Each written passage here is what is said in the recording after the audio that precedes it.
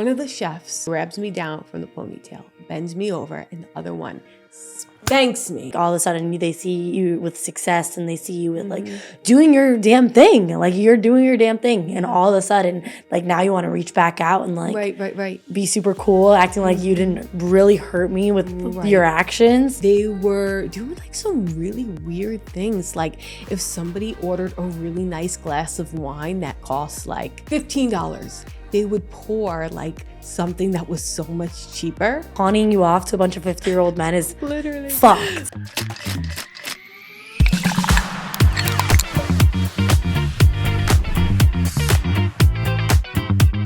Someone hacked into my Instagram. She got me tight. I was so mad. When I saw that on Ian's thing, I was like, oh, like he played a trick on her. And I was like, oh, like that's it. And then when you came and you said that you were hacked, I was like, shit. Yeah, it's a real thing. No, I actually got freaking hacked. So like he did play the prank on me earlier today. I was getting my hair done, and all of a sudden I get this DM from me, and I was like, no, like my little like personal page, whatever, you know what I mean. But his page has like hundreds of thousands of followers. You know what I mean? Like I don't compare to that, you know. But soon you're gonna get there. We'll get there soon. Yes, Fingers you're doing crossed. it. You're doing it. You're gonna get there. It's gonna be fire. Yes.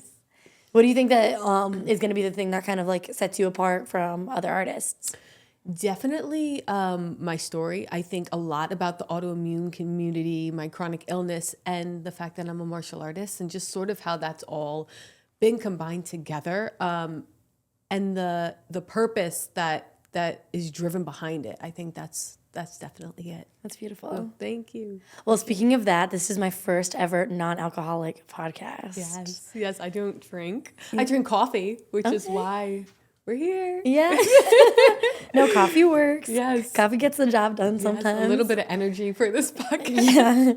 Yeah. And you were saying before that you're Italian, right? I am. Do you drink espressos, cappuccinos, stuff like that? I do. Yeah? I do. Yeah. Is that something that you grew up in the house with it? Or Definitely. And like when I go to Italy, only thing is like I can't have dairy. So like there's no like milk. So cappuccino's like not as much anymore, but I make it work. Yeah. You know? Well, just to introduce you to Sips and Secrets, so it's Gabriella, right? Yes. So what's your nickname? Gabby, Gab? People call me G. G? Okay, I like G. Yeah, That's really cute. Thank you. Yeah. Well, G, welcome to Sips and Secrets. Thank you. I know we were talking a little bit yesterday, or I don't even remember what day it was. The days of the week. Honestly, the days of the week just passed so fast that I'm just like, couldn't tell you what day it is today. But welcome to Sips and Secrets. Thank you. We were talking a little bit the other day about how, so you did work in a restaurant. I did. Yeah.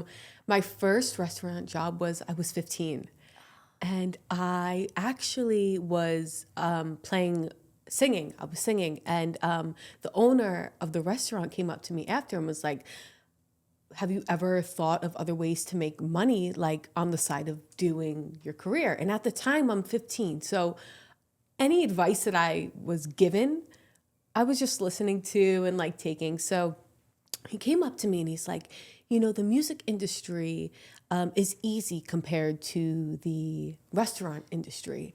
And I'm like, okay. And he's like, you know, if you want the best of both worlds, you need to like learn how to hustle. So I'm like, yeah, like that's what I'm going to do. So he's like, I'm going to give you a job. Then I'm still, you know, I'm 15. So this is all new to me. It's like my first real job. I go in and it was actually Mother's Day. And I said to my mom, I'm like, Mom, I want to be, and like, I want to earn my money. You know what I mean? And like, I love you, but if in the music industry, you know, like it doesn't matter what day it is. It doesn't matter if it's a holiday, like you're usually working. And like, I was like, oh, if I can't do this in the restaurant industry and in order to like build my career, then, you know, in the music industry, how am I going to do that? So I went in on Mother's Day and I'm 15 years old and he goes, okay, get behind the bar. And I'm like, behind the bar? I don't know anything about alcohol. I don't know how to like mix a drink. I have no idea. And it was so awkward because he had like these 50-year-old men at the bar and they're like trying to flirt with you and they're like, oh, have a drink. And I'm like, no. And there was so much like pressure where like if I didn't have like a good support system around me or grow up a certain way, the way that they were being, like I don't know how I would have reacted. So at 15, I wasn't putting it together like, oh, I'm not really like this is illegal. I wasn't like realizing the severity of it. And it's gross when you're that age and men are like trying to be like flirtatious and stuff. That's when I really realized like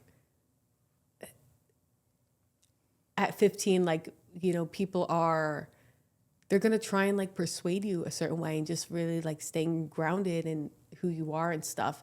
And I got home and my parents were like, how was work? And I was like, I don't think that this is something that I can tell them. You know what I mean? Because some part of you like knows that it's wrong, you know? Right, of course. And my mom finally got it out of me. And she was like, do not tell your father. Like, do not tell him. And, you know, it ended up like with my parents explaining to me like how illegal that is and that I cannot be like pouring drinks and stuff behind a bar. And it was weird because he didn't give me any of my tips and he didn't even pay me for the day. Like I literally had to beg like, can I have a check? Like nothing. I never seen that money. It was just so interesting. So crazy. So it was like, I felt like I was being used and that he saw like this 15-year-old girl who was a singer and was just wanted to like try and persuade me to do something because maybe to his benefit. And I was like, now looking at it, I'm like, that's crazy. Yeah. You know, that's I mean, crazy. when you're young too, you're impressionable, you know, like you're easily like persuaded to do like certain things. And especially putting it in your head, like, oh, it's for you to get to like where you want in your career, you're going to have to hustle, which in some ways, yes, true. But at the same time, like pawning you off to a bunch of 50-year-old men is literally fucked. It's fucked. Literally. That is so crazy. So it was awkward. It was awkward. How long did you stay there? That was my first and last day. Yeah. I was not allowed to go back. My parents were like, no. Fair. No, thank you. You know, so.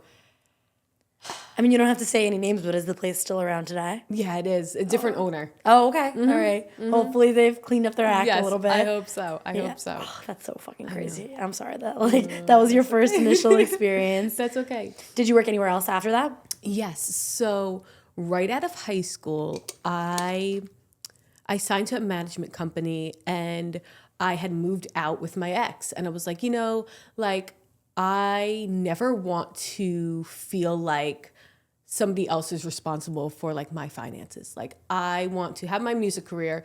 A year after I had gotten out of high school, I'd signed to my first pop label. And even though they were taking care of things like my relationship, management, and being signed, I still never wanted to rely on anybody for money. So I always wanted to be prepared because anything at any time could happen. You could break up, you could lose the deal, you could lose fire management or whatever. So I was like, let me just always have myself supported and grounded financially. Or like I didn't want to rely on my parents either. So there was this music venue that was also a restaurant.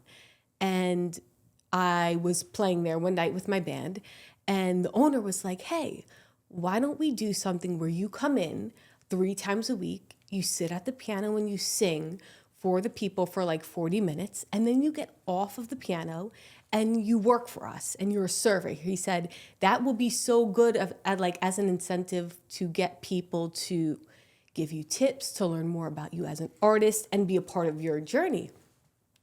And I was like, okay, cool. So that's what I would do. I would go in, I would play, and then I would get off and I would serve. And the people that were eating there, they would ask me questions like, oh, like they would compliment it. And then they would ask me questions like about my career and what I was doing.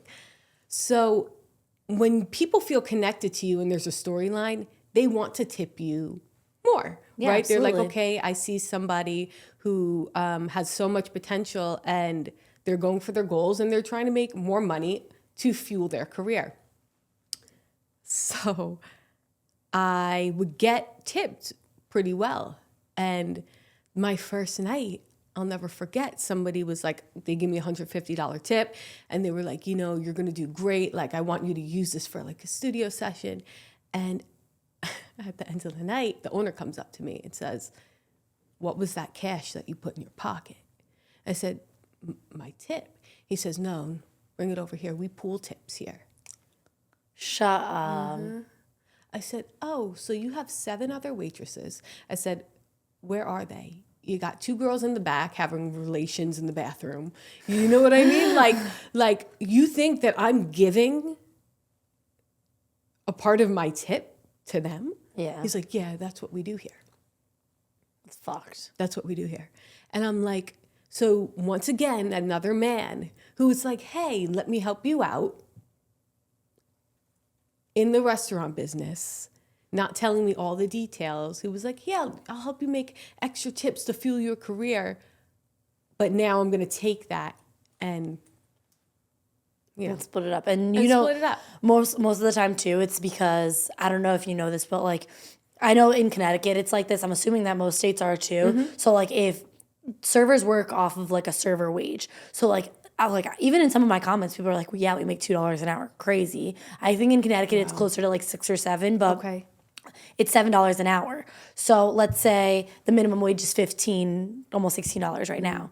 So if you're not making enough to like compared to your hours, if you're working 40 hours and you're not making enough to show for at least $16 an hour, Right. what they'll do is they have to compensate you for the rest in hourly. So like the owners, like whoever is in charge of payroll will have to like supplement the rest of that check to make it so that it's at least a minimum wage job. Got it. So a lot of places will do like a pool house like that because they know that if they don't and these servers aren't making a lot of money, then they're going to have to compensate out of their pockets for them. So obviously these 2 servers that are in the bathroom doing whatever the hell they're doing, Right.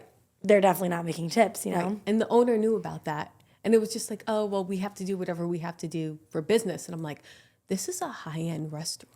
Like, what are you portraying here? And then there was one more time where it happened after that. And, you know, they gave even a bigger tip, $200. And, you know, the customers saw me giving that into like the little bucket of the pooling that we used to put it in. And it was cash.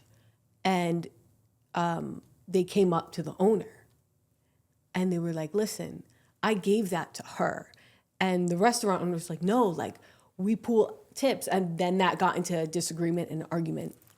Those customers, it was probably about 8:00 and I was getting off at like 8:15. Those customers waited outside for me to leave work to give me an extra $200 to put in my pocket because they saw what had happened. Yeah. And I was like, no, like this is not something that like I want to take. But it was that whole thing about them, the connection that you build and you make with people, and them knowing that, like the first thing that the customer said to me was like, it was a man and a wife, and they were like, we know what it is like to start something in a very difficult industry from the ground up, and like we see that in you, and like this is something that we want to do. So they had gotten in a confrontation like with the boss, and I was like, you know, this is really, really stressful. So then the way that I left there was a little bit like hectic.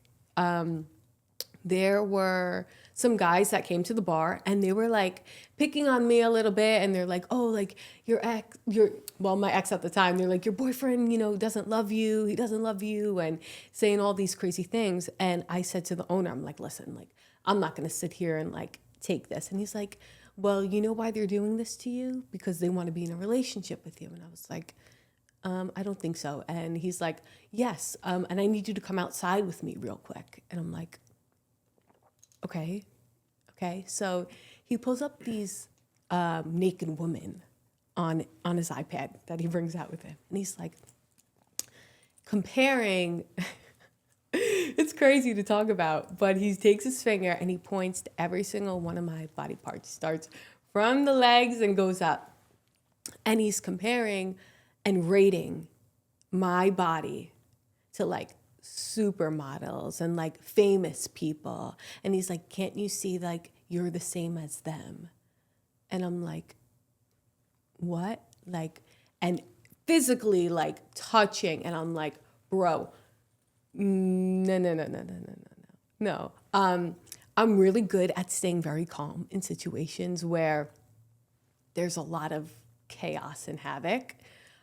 So after that situation had happened, there was a female boss, or she was a manager or some type of higher position. And, I told her, I said, listen, like, I'm really feeling uncomfortable. This is what's happening with the tips.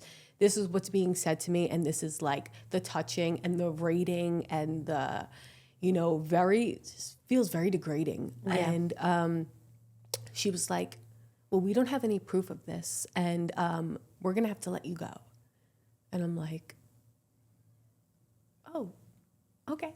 Like, it's probably better for my mental health at this point. Like, of course, but like those two situations back to back of just like men in the like higher ups in general, like putting you in a position that like exactly. That's so crazy. I'm so sorry you had to deal with that, honestly. But it was a good restaurant. Like, they had great food and stuff, and it was a beautiful, beautiful place, beautiful venue, terrible people. Yeah. But unfortunately, like, that's just what, like, not to make it seem like just pass it, push it under the rug or anything, but like, unfortunately, that's like the scary truth of it. Like, that happens so often, that especially in like these restaurants that are like a little bit longer standing, or like with that have this like bigger presence. If you see like a lot of like men in charge and things like that, and you see like a lot of like younger girls or like really, really attractive women and stuff, chances are that like a couple of them are going through something like that. Right. And it's not everyone that's even as strong enough to speak up. So good for you, that at a young age that you were able to do that. Because I think about that a lot now that like years have passed. There's women out there who can't speak up or don't because they have children, or they have, if they lose their job, they can't feed their kids. Yeah. Based off of something that somebody did that's so wrong. And I'm like, there has to be something that gives these people more protection, like in these environments. And I was thinking about it, I'm like, maybe like more cameras, or like, but anytime I brought up my situations and I was like, well, check the cameras, they're always like, oh no, they're not working. And, like, to hire a lawyer and to do all of that, it's like, going to cost me so much money. So at that time, I was like, it's not even worth it. Yeah, and then it turns into like a he said, she said situation, Exactly. The one thing that I will say is that, like, I think especially a little bit more recently, like, I don't know how long ago that was for you, but I think especially a lot more recently, I think that people, like, the woman's voice has become a lot more, like, prominent too, you know what I mean? So now I feel like if one person spoke out, it's more, like, other women are more prone to speak out as well, Like, I mean, not that we can really compare the two, but like even like the whole Diddy situation, you know what I mean? How crazy is it that like Cassie spoke out and then it became this whole thing, and then more like people that experienced that also spoke out, It definitely does take like that bravery and a lot of vulnerability. And then like once one person gets that started, then it's sort of like a wheel, you know what I mean? And then for my next experience, after I had gotten fired there, I'm like, okay, like, let's give this another shot. You know what I mean? Because I have to pay my rent, and, like, the label is not paying for the rent. And I went to it was a high-end steakhouse, and they were doing like some really weird things. Like, if somebody ordered a really nice glass of wine that costs like, I don't know, $15, they would pour like something that was so much cheaper. And have you ever heard of that? Like, and I would be like, why would you do that? They're paying for it. And they're like, no, because like, if nobody else buys that for the night, we have an open bottle that is just sitting there that we paid for, you know what I mean? And then that's just gonna go to waste. And plus, like, they were like, well, they're not gonna know. How are they going to know what we pour? That's crazy. We were just having the conversation about something like that. Yeah, like literally last night because we were sitting down with my boss and we were talking about it, and like it's really just about the longevity of it all too. You know what I mean? Like let's just say something like Casamigos. Someone who drinks Casamigos on the rocks is gonna know the difference between that versus I don't fucking know. Right, Another right. tequila, Exactly. like a Patron on the rocks. You know what I mean? Like you're gonna know the difference if you're drinking it straight. But a lot of times, if it's something mixed, or a lot of times if it's a wine like that, a lot of people don't know. Yeah. That's so crazy. Oh, I hate that. I would hate that. Like, I think a lot of places they do like you have to order the whole bottle, right? And yeah. So like if anybody's like ordering a glass of wine, like I've even heard like my mom say, "Can you like bring the bottle here and like pour it in front of you," which a lot of places will do. But yeah, it's just crazy. It's crazy. I don't know. I think that like my heart I don't know. I think that like, I mean, I grew up in the restaurant industry too. Like my experience is definitely a little bit different than yours. Sorry. Like I feel like I keep apologizing, but like honestly, that's scary. But like I grew up in the restaurant industry too, and I just think that like all I've ever wanted to do is just like make sure that people are good, you know? Like if I was telling a story on my last podcast, like if someone was doing like one of my coworkers wrong, like I'm always gonna stand up for that person. Or if I see someone doing something wrong, like pouring like a Dubra instead of a Tito's, like I'm gonna be like, what is wrong with you? You know? I just can't imagine like everyone just being, okay, yeah, this is just what we do here. That's so crazy. Like it was like a rule. Like if you don't do this, you're gone. Like no exception. Yeah. Fuck. So, you know, like once I told them that I was not going to do that, they said, "Okay, let's take you to our partner restaurant." And I was like, "Okay, like I guess, like I don't really want to work for you, but fine." And this place was like, it was cool, but like my dad came to visit me one day, and it was his first time like coming to see me at this place. And of course this happened this day, the chef's in the back. It was me and the two chefs, and like it was a very small place. The chef's in the back, my dad's sitting at the bar eating, and one of the chefs, this is a little bit awkward to talk about, and I don't know like how in depth like you want to get. Oh, yeah, how in depth you want to go, baby.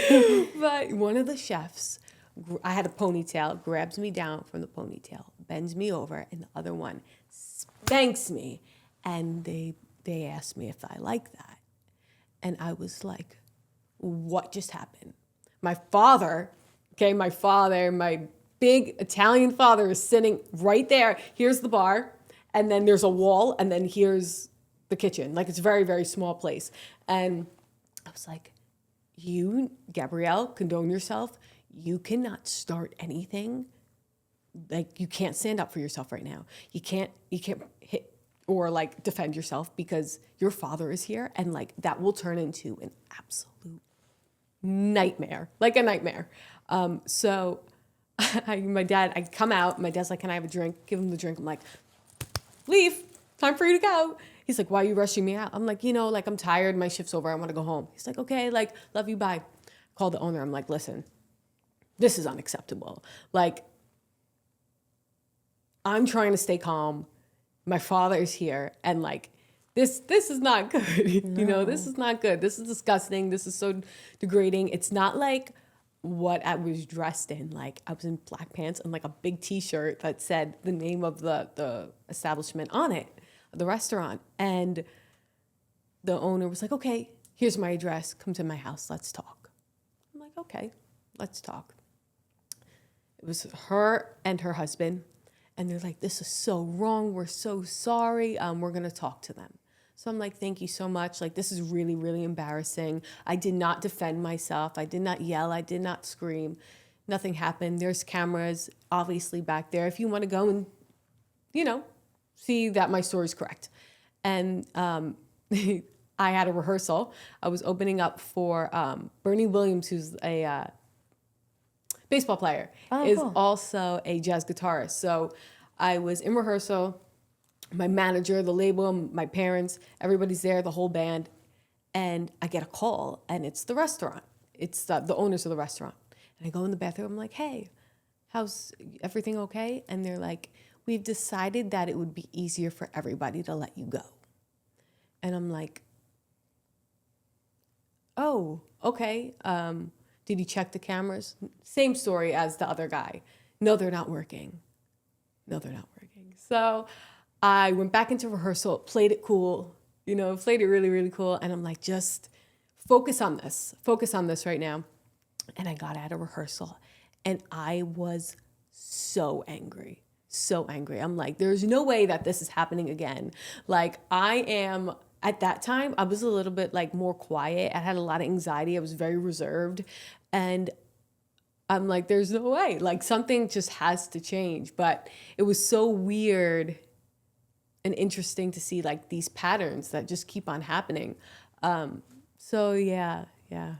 Did you see it like what were the restaurants similar in that you think that could have been something that like it was attributing to the fact that they were letting stuff like that slide, I guess? I think it's the type of people. Yeah. It's the type of people. I think it is the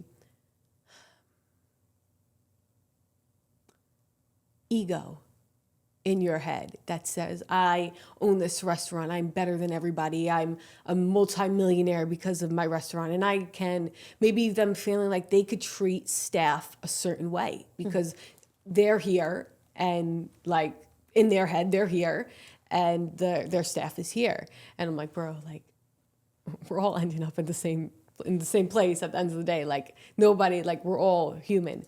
And I think that gets caught up with some people after having successful businesses.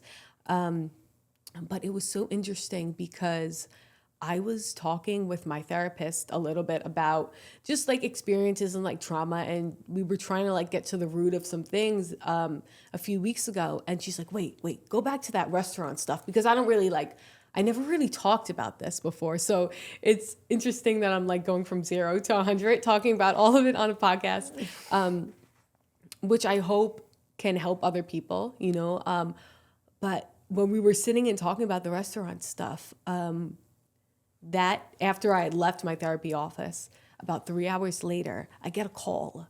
And I didn't have them in my phone, but it was the lady who owned the restaurant that I was working at. And I'm like, okay, like, let me see who this was, see who was calling me. And I'm like, hey, I see I have a missed call from you. Who is this? She's like, oh my God, Gabrielle. I'm like, bro, like, who is this? Yeah. She's like, it's so-and-so from this restaurant. And I'm like, I haven't spoken to you since, and now you're going to play like all nice. She's like, I am so proud of you and everything that you're doing. I see you on social media and your elevation and I'm like, it's so interesting to see that I was just in therapy talking about things that I need to like let go of in order to like heal and just elevate and not to have like so much trauma. And forgiving even like for the behalf of myself. And then I get this call where it was like, okay, now it's like time to release this. And her apologizing and being sympathetic to the situation and praising me for where I'm at now. And it was just like such like a bittersweet moment because I was like, I really don't want to talk to you. Yeah. But at the same time, I felt like I really needed that from the restaurant owner at the time. So yeah, it was so interesting. It's so interesting. Yeah, but especially a woman not having a woman's back too in her situation is fucked. And you were young. Yes. And I said to her too, you're a woman and you, like when that was happening, you're a woman and you would never allow this to happen to you. Yeah. And I even said to her husband, how would you feel if this was your wife or your daughter? Yeah. You know? I've had some people too that I worked with, like coworkers who have reached out to me recently and they're like, I'm sorry that this happened and I'm sorry I didn't stick up for you. And I'm like, it's weird because like human, like evolution, like you evolve, but like, why would you lie when people ask you, oh, did this happen? And you say no. And now you're apologizing for lying and not having my back. Like, why? You know, it's just like, Well, it's because you're doing good. That's what it is. It's people they never want you. They don't care about you. Whatever, when like you don't mean as much to them, and then like all of a sudden they see you with success and they see you with like doing your damn thing. Like you're doing your damn thing. And all of a sudden, like now you want to reach back out and like right. be super cool, acting like you didn't really hurt me with your actions. Like, I don't know. I think it's corny, to be honest. It's really like, I try and be so nice too. But Yeah, no, you're so sweet. Honestly, if anyone from my past that's fucked me over any slightest bit, listen, fingers crossed this podcast pops off. Right, it's going to. Speaking into existence. Yes, when it pops off, don't fucking call me. Yeah. Don't text me. Don't call me. I don't fuck with you. Don't. Stay back there. Stay back in those years, buddy. Hello. Oh my God, gross. Yeah. Like, oh, I see how well you're doing. I'm like, that's great. That's great, like. Yeah. And then apologize, but I don't know. How long have you been doing the martial arts thing? So I grew up a martial artist because my dad's a martial artist. So it was like 3 years old. He's like throwing me on the floor and being like, okay, learn how to fall properly and learn how to like do this thing with a bow staff and like all these like crazy things. I started doing it maybe actually like at a school at 9 years old. And I liked it, but I didn't like it because all the kids in school would make fun of me, like, oh yeah, that's what she's doing. And like, I had a lot of anxiety and like, I never wanted to, I think like I had a little bit anxiety, like leaving the house. So my dad would literally like pick me up over his shoulder, like at 9 years old and be like, no, you're going. And I'm so happy that he did that because like now it's definitely like paid off, but yeah. So I was going to say too, I mean, like I did my first boxing class training today. Kicked my ass. I'm in pain.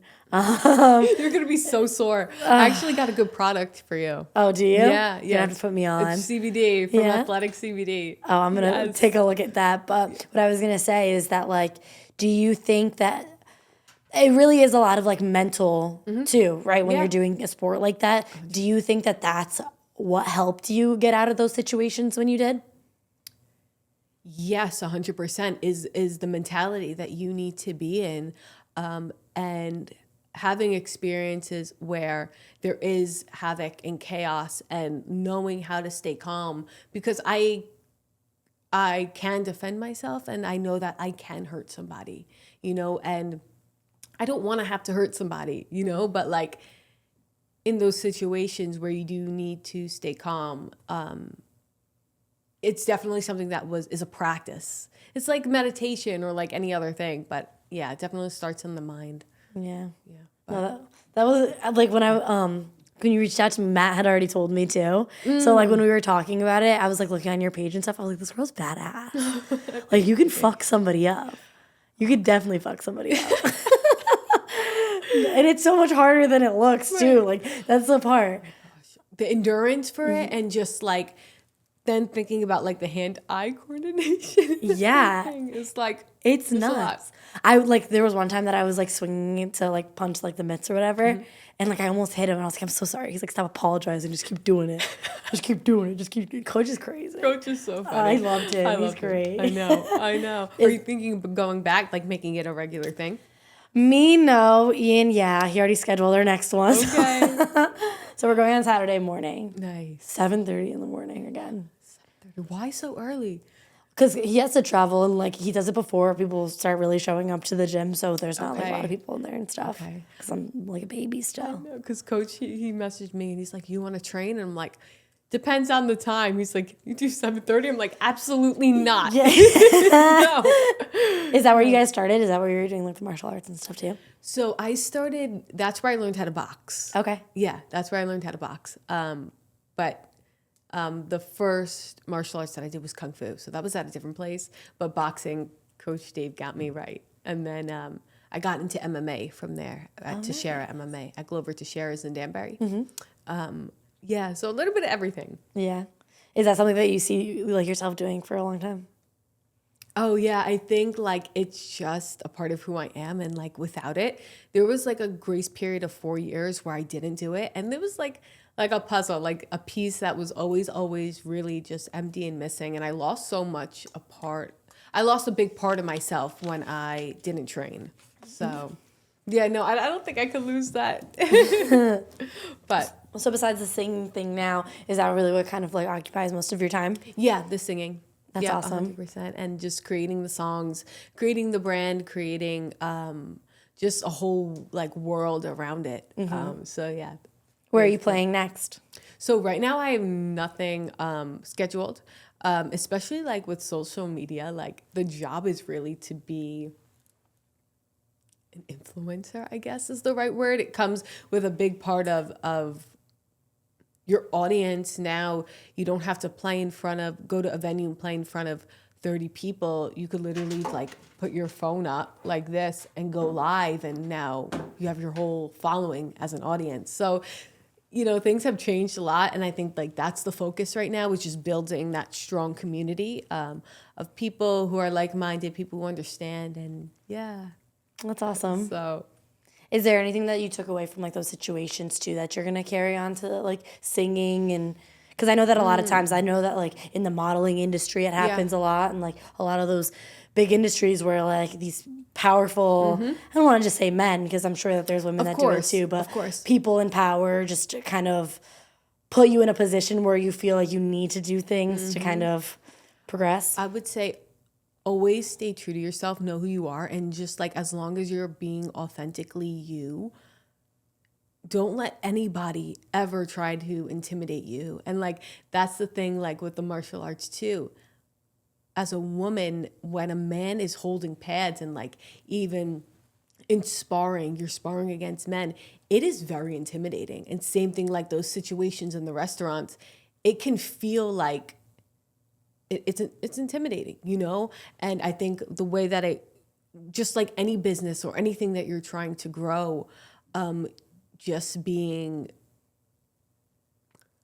it's a practice, It's like a practice of just being okay with and owning your truth at all times. And I'll always take away those situations in the restaurant. Like I will never let anybody in relationships, in restaurants, in any type of business ever, ever, ever take advantage of me ever again, like, and like I said, like, I know that for other people who experience this, and I'm sure it's not only women, I'm sure it could be like women even doing it to men sometimes. Like, I don't want to just be like, oh, bad men.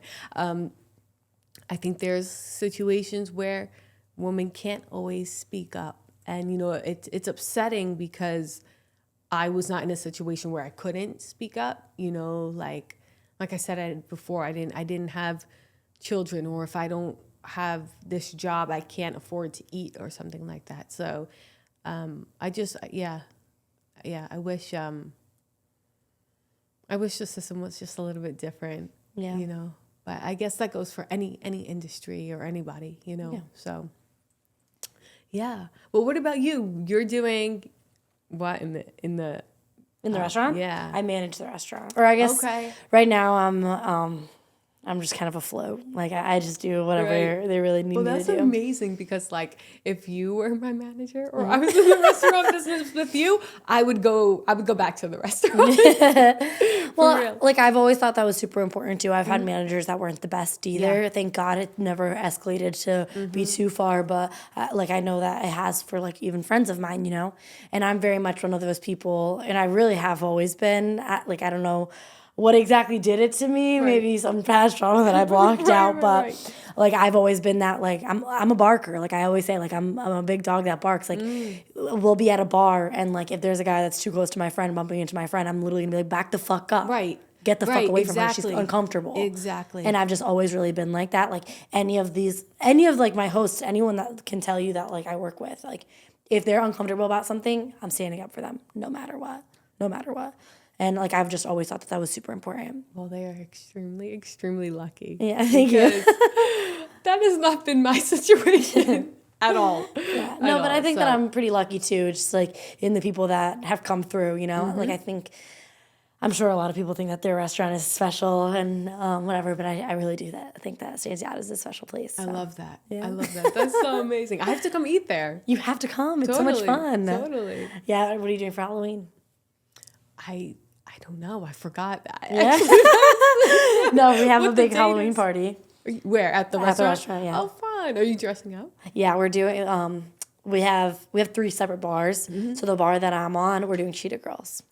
So fun. Yeah. I love that. I know. I'm so love excited. that. I'm gonna be Aqua, so I'm Love gonna it. have the blue. I'm excited. And the blue. Listen, I'm a big fan of blue. So. I know. I was like, the blue hair is perfect. It's perfect for this. You want to borrow? Yeah. I actually. Oh no, I got a lot of blue wigs. I got Do you really? Yeah. How long have you been doing the blue? So it's really new. Mm-hmm. It's really, really new.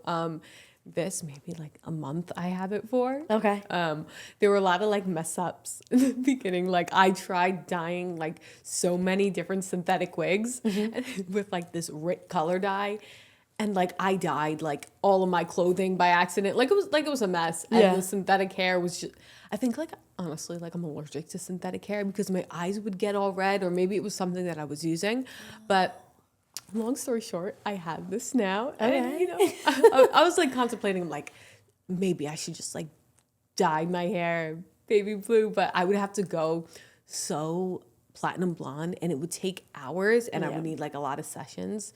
And I'm getting into acting now. So for that, I wouldn't have like the wigs like snatched off for Yeah. that. So I couldn't permanently dye. No, honestly, like when I show you the pictures of the blue, you're gonna be like, "Well, that was fucking blue." But like the one thing that I would hate is like having to like, is your hair darker? Yeah, very dark. Oh yeah, no, the lightening dark. itself, it ruins your hair. It's Yes. not worth it. Yeah. But I love the content where you're just like, I was born with this. I love that stuff. Well, people really think that I dyed it. like your actual hair. Yeah, they think this is like, because my actual hair is like really this length. Oh wow. Yeah, so like Damn, it's it's a lot all of hair under to fit here. in there. I know. I chopped it the other day. Like, Oh, did you? few, like this much. Oh, fuck. Yeah, I did. I had to. Yeah. Because it was like so heavy in the back, and I'm like, yeah, this is like, it looks like a bulge like Yeah. in the back of my head. So yeah. No, but the blue looks great on you. Oh, I thank you love so it. I'm obsessed. Thank you. That's so sweet. I think about doing different colors in my hair all the time. But like, No, it looks beautiful though. Like, what would you do? thank you. Well, I don't know. Like I did last year. I did like that cherry cola, like the like that really dark red. And I loved that, but like the maintenance, like that's my biggest problem too. Is like I'm so lazy. Will you do it yourself? No. No, I got it done. Okay. Oh my god, last time I did my hair, when I was in middle school, like me and my cousins took all of the coins that I had in my little piggy bank, and we walked from my house to CVS, which was not like an easy walk. It was probably like 2 miles, or I guess it wasn't. Well, it's not that bad, but still 2 miles there, 2 miles back, kind of intense. But we walked on like this busy ass road to go to the CVS. We bought like splat hair dye that came with bleach and everything. Right. We go home and we dye my hair all over my mom's bathroom sink, completely staying up the sink. She was really upset about that. But that was my first time and I had pink hair. Oh, cute. Yeah, that and was it worked. Like, It worked for a little bit, and then pink turns like a weird orangey brown color, which doesn't look good. And then you just change it so much after that. Yeah. Just the maintenance of it all. Like I can't go back to that, I think. But no, it's fun. I love it. Yeah. If I had like the willpower to do it, I would do it all the time. But I'm gonna invest in some wigs. Watch. Next time you see me, I'm gonna have different hair. do it. Yeah. Do it. Yes, I'll install it for you. Please teach me. Oh my gosh. It took me a while, but I think I got it. No, you I don't definitely think got you it. could see the lace. No, if I didn't know that it was a wig, like after you told me, like I would have thought that, like I don't know, Right. you just were really good at maintaining it, I honestly. know. I was literally before this, I was on the phone with my manager. I'm like, this is the first like podcast that I'm doing, and you better not see the lace. No, it looks so good. I'm like, I need a professional. Yeah. I'm like, I can't find somebody like right now. Yeah. Just gotta do it. So. No, popped off. What inspired you to do the blue? Oh, wow. Okay, so the blue has a lot of like meaning of like rebirth to me, and just like stepping into sort of like the caterpillar being like the butterfly, stepping into like a new era and being in my authentic self.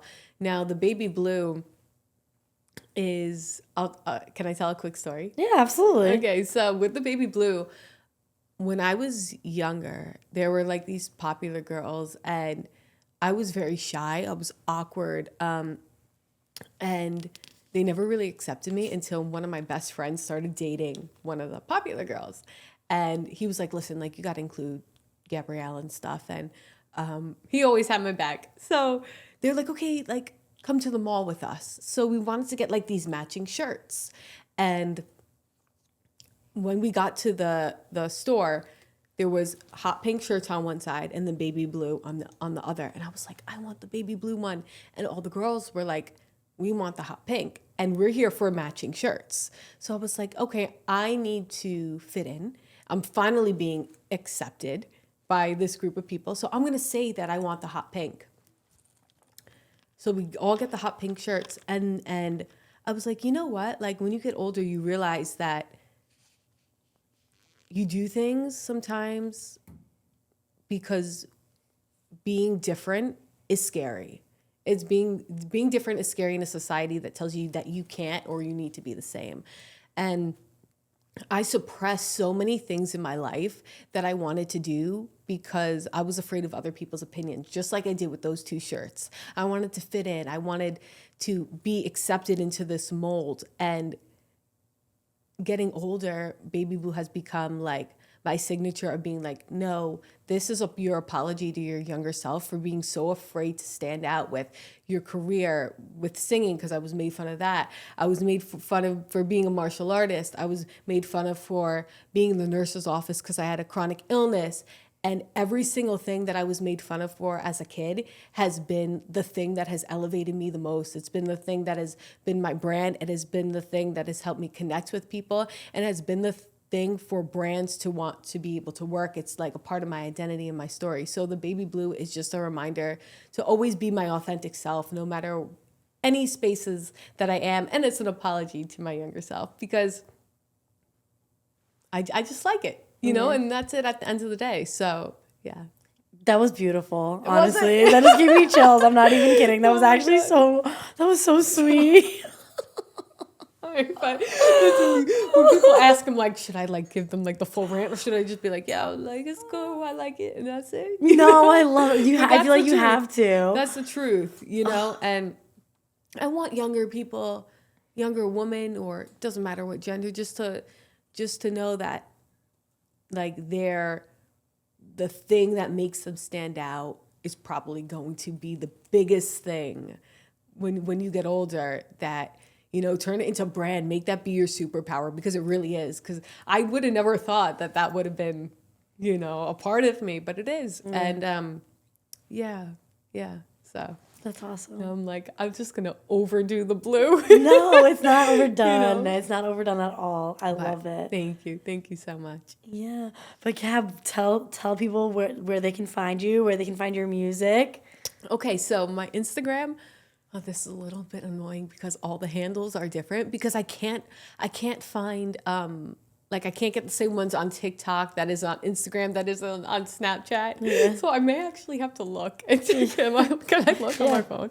Okay, so my Instagram is just Gabrielle Cacciola. So I'm trying to change it. Okay, and then my TikTok is Gab's World. Okay, cute. I think. Yeah. It's okay. We'll have them tagged anyways. Yeah, okay, and then my Snap is... You're gonna have to buy someone's ad, I think. Can you do that? Yeah. I don't even know how to find my thing on Snap. I don't even know. No, that's it. I remember when I tried to make my Instagram the first time, I had one of those. Well, I mean, the first time I had an Instagram, I was like in middle school. So like my name was super stupid. Like it was just one of those. It just like didn't make sense. It was like Leticia me. That's right. Or Leticia that's me 1 2 3 something like that. It was just one of those stupid names that people have when they're little. Right. And then when I tried to make this one, it was taken. Or like when I tried to get mine, like my name, it was taken. Right. So then I had to like just change it a little bit. So it's still my name, I guess, but just like exaggerated, I guess. Yeah, I gotta find something that works for all platforms. Yeah, that's okay. Sorry. But thank you so much for sharing your story. Oh, thank you so much for having me. I really appreciate it. Yeah, thank you for being brave, and thank you honestly for sharing your message, because honestly, it's not a lot of women that it's not a lot of people really that are brave enough to tell it. Well, thank you for allowing me to tell it. Yeah. And for giving it a safe space, because I think that's important too. Yeah, absolutely. Yeah. Thank you.